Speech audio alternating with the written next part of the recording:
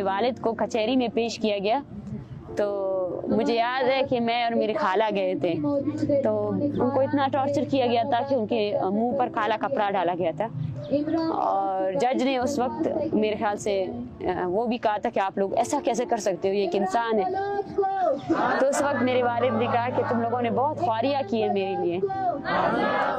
फिर उन्हें जेल पेश किया गया। हम जेल जाते थे उनसे मिलने के लिए, मैं ईद कार्ड बनाती थी उनके लिए। और फिर जब वो रिहा हुए तो हम कराची गए मेरी वालदा के इलाज के लिए, और आफ्टर 6 मंथ्स उन्हें फिर से अबडक्ट किया गया। वो एक रात पहले हम हॉस्पिटल में थे और उनको शायद अंदाज़ा हो चुका था, लेकिन उन्होंने ये कहा कि बस ख्याल रखना है और ख़ुद समेत अपने बहन भाइयों को पढ़ाना है।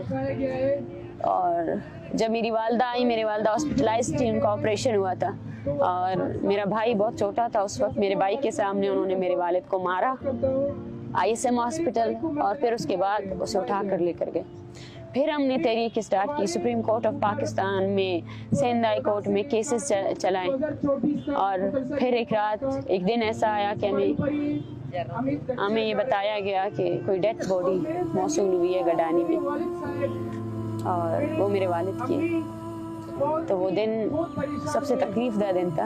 हम सजदे में थे और सजदे में यही दुआ कर रहे थे कि काश ये बात झूठ साबित हो और ऐसा ना हुआ हो। और जब हम गए गांव तो मेरे वालिद को इतना टॉर्चर किया गया था कि मेरे जो चचा है उन्होंने ताबूत भी बंद कर दिया था। हम सिर्फ उसके फेस को देख सकते थे और कुछ भी नहीं। और एक कयामत थी हमारे घर में। मेरी वालदा वो पहले ही एक हाफ एज में जो है ना, उनकी एज ये नहीं थी, वो विडो बन गई।